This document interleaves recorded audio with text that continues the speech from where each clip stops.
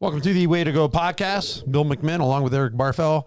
And we are going to talk about carrying the load of other people. So bearing burdens. But there's other things in the verse. Actually, I was reading this, Eric, after I told you, I want to do whatever. No, I send you a text and I say, nearing burdens. You write back, you go. Like, I don't know what that you're is. like, what is this, Paul? Like, I bet, sorry, buried burdens or nearing, whatever it is. But anyway, it came from Galatians 6:2. But then I was reading the whole passage. I'm like, well, it's all right. We can talk about all this, but it says, brothers and sisters, if someone is caught in a sin, you who live by the Spirit should restore the person gently, but watch yourselves, or you may also be tempted. Carry each other's burdens. In this way, you'll fulfill the law of Christ. If anyone thinks they're something when they're not, they deceive themselves. Each one should test their own actions. Then they can take pride in themselves alone without comparing themselves to someone else. Each one should carry their own load. So it's a good passage. I mean, starting out with just gentleness dealing with problems. If somebody's caught in a sin, you are spiritual, go ahead and restore them. Yeah. So somebody's caught up. It's almost like something suddenly sprang up. They kind of got entangled with it. They trespass. Clearly, they took a step away from the path of where they should be. Then you are spiritual restoring. It would be Give like in, moment of weakness. Yeah, setting a bone. So do it gently. It's like you're setting their bone that's broken. You're trying to help them, and that's a good thing. So what do you think about that? Yeah, I like it how it specifies you who live by the Spirit, and it's not. Right. I was researching in my ESV study Bible, Right. looking at the commentations there, the commentary there, and it's not like this elite level of Christians have to step in, but it's like those of you who are living by the Spirit, who are walking by the Spirit.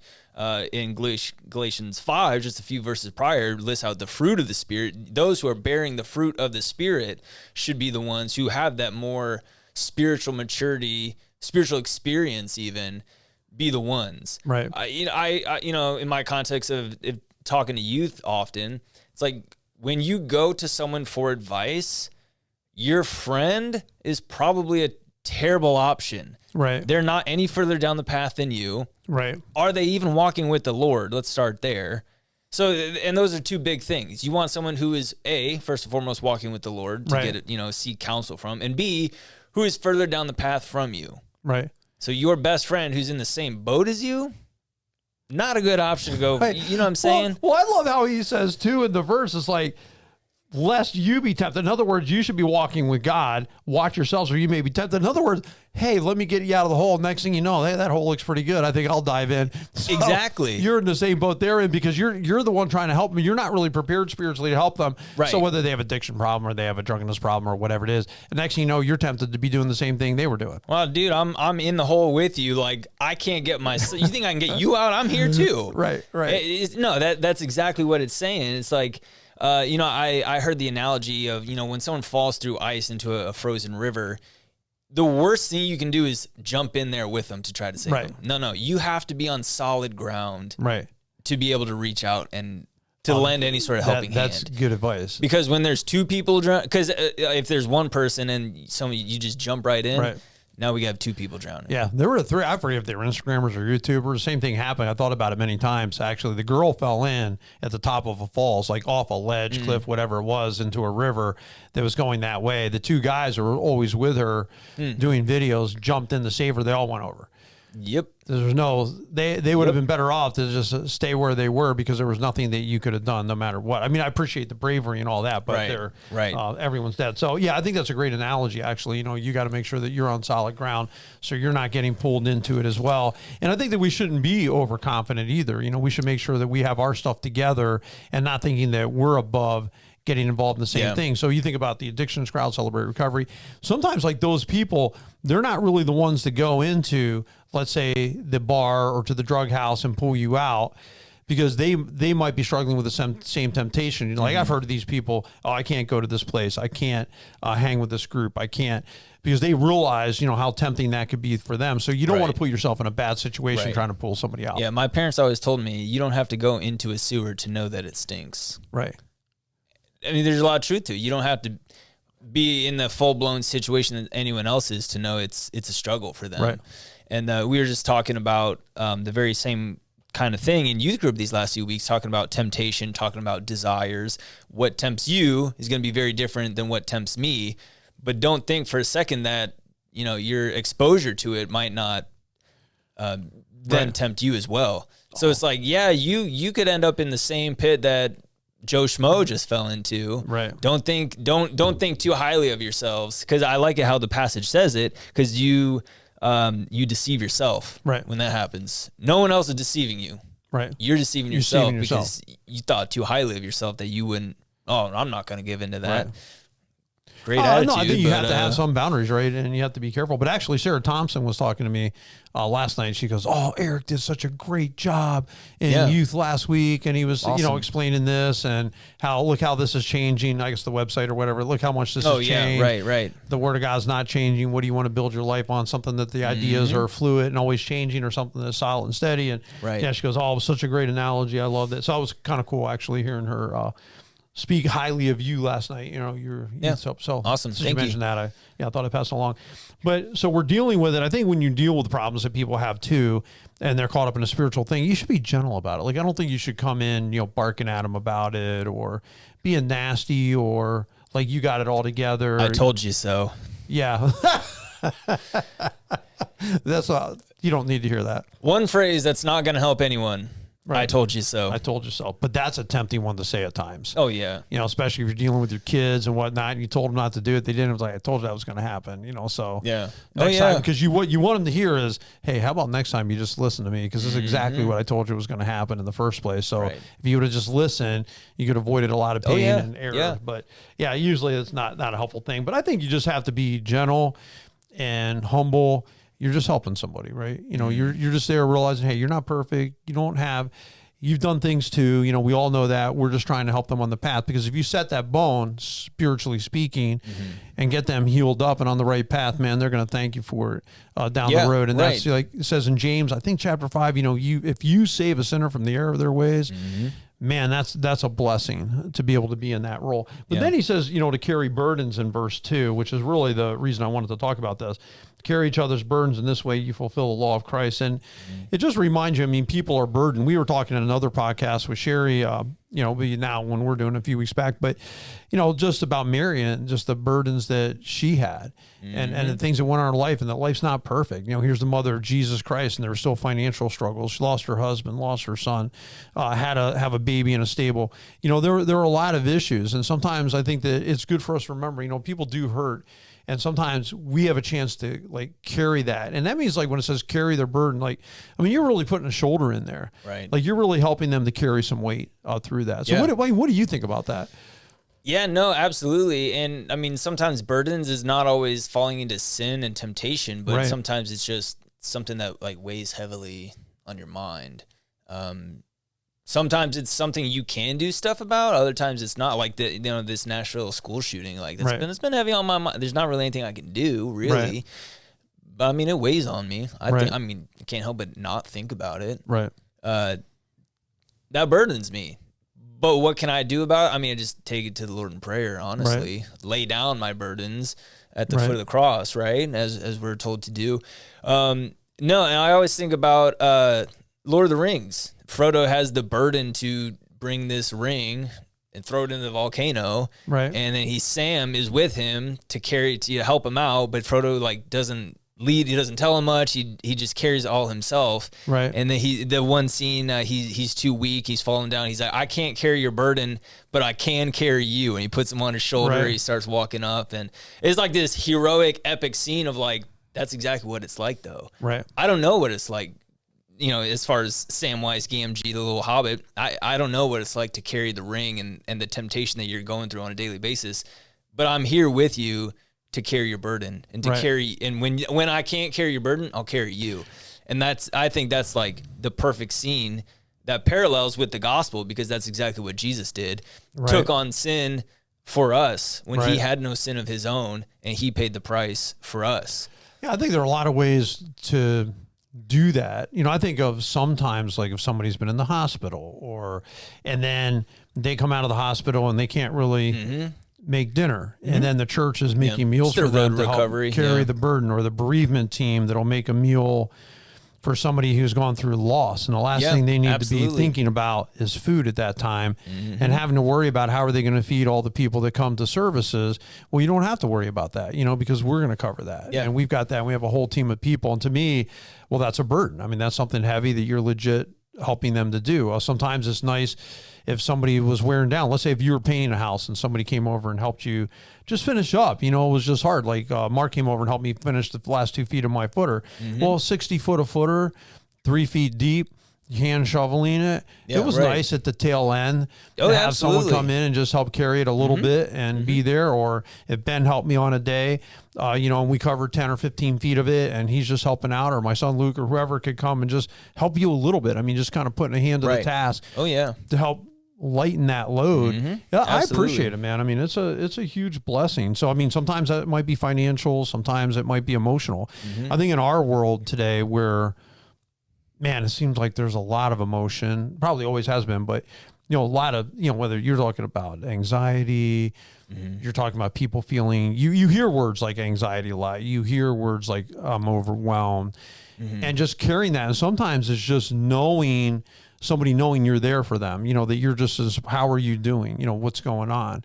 Praying for you. Oh yeah. All that stuff, it just helps to alleviate that burden a little bit. And I know they slam those terms, thoughts and prayers. Yeah, well, that's, easy for you to say when you're outside that you don't appreciate the thoughts and prayers or what good are thoughts and prayers. But to the people that are in it and going through the tragedy, to know that people are praying for them, that people care, it is meaningful. Yeah, I think one of the most powerful things is when people pray for you, like on the spot. Especially, you probably all have had conversations where someone's kind of venting to you, definitely unloading their burden on you. It's like, yeah, I could walk away and say, yeah, I'll be praying for you. That's nice and all, but like, let's pray right now. Right. To me, means infinitely more. Right. Because I saw you do it. Right. I was in it. I see you carry the burden with me. Right. Versus, oh, hey, thanks. Yeah, we'll see you. Right. Because that's what I think what I saw was you walk away. Yeah. You know what I'm saying? Right. Yeah, well, some people aren't comfortable just to that's okay. pray openly, That's okay. It could be that, but I appreciate you feel that way. But some of the situations we're talking about, like you're not even close to them. It's like maybe a brother or something is going through something. I'm miles away from them. Yeah. You know what I'm saying? So you're just trying to encourage them. You message them or call them or something like that because you can't actually be there. No, I understand when there's distance. But praying with them. Sure. Yeah, I mean, I was like praying with somebody out loud, physically, whether on the phone or whatever, would be something that would be good to do. Right. Yeah. 100%. Right. 100%. I mean, because that's what John 16:34 says, and that's the whole principle of love your neighbor. Right. Be there for him. Right. Love your neighbor as yourself. Right. And sometimes it means more than just say it, like you show up at their house. Yeah. And sometimes too, people, it's like, it's not a matter. It's like, well, no, I wasn't waiting for you to ask me. I'm just coming over because I know you need a hand. Right. And I'll give you a hand with that. And sometimes that's nice too. People just come, no, I'll come help you with that. Yeah. Just show up and stuff. Yeah. I appreciate it, man. I appreciate it. Any time that anyone's helped me, I think of coming up. Well, it won't be coming up now, but when we have our different events and people help with it, whether it's set up for the church picnic or it's a big event that we have, it's clean up for the event, and people just help carry that load. I mean, that's such a huge, big deal. I'm going to carry the load. I'm going to help you move a chair, so you're not on it all yourself. I'm always amazed, to be honest, at the end of second service, how fast all those chairs get put away. Right. Mainly because I grew up, my dad's been a pastor a long, long time, grew up in church. Man, I've stacked so many folding chairs. I could build a tower of them to heaven probably at this point, So, but to see that many people take 10, 12 chairs, which isn't really that much, like 2 trips to the wall, and it's done. Right. Like real quick. Right. I remember the days it was like me and my brother and be like, man, this is going to take eternity to take all these stupid chairs down. Right. But to see everyone like grab 5 or 6 chairs, take it to the wall, it goes so fast. Right. I'm actually really appreciative of that. Many hands, right? Oh, absolutely. Many hands. It does make light work. It lightens the load for sure. So I like that part of it. And I guess I've been thinking about it because whether it's parents or you hear of, this person's having a pacemaker put in, this person's having a test, this person's having a procedure, this person, it's like, okay, do we check in? Do we just stop and say, hey, listen, I want you to know, I'm going to write you, personally, not just like a group text, but just then write you individually. Hey, how are you doing? How are you feeling today? Just trying to be mindful of those kind of things, just to check in. Oh, hey, I know you're going to school to be in ministry. How's that going anyway? Like, what's going on? I just want to check in. I think those things are good. Yeah. Barb, who's doing our producing the show, she does a lot of coffee time. So she likes to have her coffee time with people. So that's probably their time where they bear burdens. There's probably coffee and burdens, right? She's shaking her head. Yeah, I was like coffee and burdens. But, but if you do get together with people and spend time with people, talking to them, it is a way to help, if somebody needs a vent, somebody needs to unload, to just know that, okay, that felt good just to get that off my chest. Sometimes that's all I needed to keep going. Mm-hmm. Yeah. All absolutely. I needed was to say it, get it off my chest, sometimes hear how stupid it sounded as I said it, and then realize, okay. So the other side of that is just listen, just hear people out, right? And hear their burden. Sometimes, it's pretty annoying. Don't offer a solution because, like you're saying, you're not looking for a solution. What feels best is just someone knows about it. Right. I can tell this to somebody. Right. And there be no judgment. There be no, well, what you should do is what I would. I'm not looking for that. I personally, I don't care what you would do right now in this situation. Right. I just want to complain, to be honest. Right. So just the fact that someone lends a listening ear for a minute and just says, okay. But sometimes people are they're in a maze and you see the way out because you're looking at it from above. It would seem unfair if you didn't say, hey, if you go right here, you'd be out, because they're in persistent pain. And when a person's in persistent pain and they're constantly doing something where they trip themselves up, I think it's good to hear, hey, you keep tripping because your shoe's untied. Right. If you just tie I don't want you to tell me to tie your shoes. Yeah, but that's what's tripping you up. You know what I'm saying? So sometimes it's a hard balance, I guess. Yeah. To carry somebody's burden, you want to, I don't necessarily want, I had a friend one time and he just nonstop complained, and we're talking years of it. Mm-hmm. There were times where I don't want to hear the same story all the time. I want you to fix it. I actually want you to stop being a victim and start doing something about it, because there are answers here. There are steps you could take. It's hard sometimes to hear it over and over and over again. You're hearing the same tale for year after year, hour after hour, and not get a little bit can we advance beyond the just vent? Because sometimes, like you said, you just need to vent about it. Right. It's not something that's lifelong. It's not something that's going on forever. There are other times where guys are fixers. And it is important for us to realize, if your wife comes to you with a problem, what do you want, my opinion, or do you want me to listen? It's a good question. If they want your opinion, well, then tell me I want your opinion, and you give it. Or if you were griping, do you want me just to hear you, or do you want my opinion? If you say, no, I just want you to hear me, okay, then that's what I'll do. Because guys are such natural fixers. We want to fix things. We want to give solutions. Sometimes people just want to be heard. They just want to know somebody's listening and somebody understands what they're going through, or at least is trying to understand what it is they're going through. Yeah, absolutely. No, in our high school mission trips, the whole week is teaching them leadership qualities and principles. And when we're on the work site, and the rule is for the adults, you can't just give them the answer, because they're not going to learn from that. Right. So they come up, they got this problem. Our line that we have to say, more or less, is, what do you think you should do? Right. You don't think you can get the work done in time? Well, look around at your teammates who are all standing there with tools in their hands, and you're overburdened because you're trying to do everything yourself. What do you think you should do? Right. Let's look at help them out, show them the pieces that you have. How do these all fit together? So it's and actually, if you read through Jesus's teachings and his conversations with people, he doesn't, I love this, but I also hate this. He doesn't really answer people directly with a yes or no answer. He asks them a question, so they answer their own question. Oh, it's so frustrating, but one of my good. favorite is John the Baptist. When they were asking him, by what authority do you do these things? Well, let me ask you a question. Was John from heaven or not? Yeah, right. And they're like, well, we answer this way, this, we answer this way, this. Exactly. They said, well, we don't know. He goes, well, then I'm not going to tell you.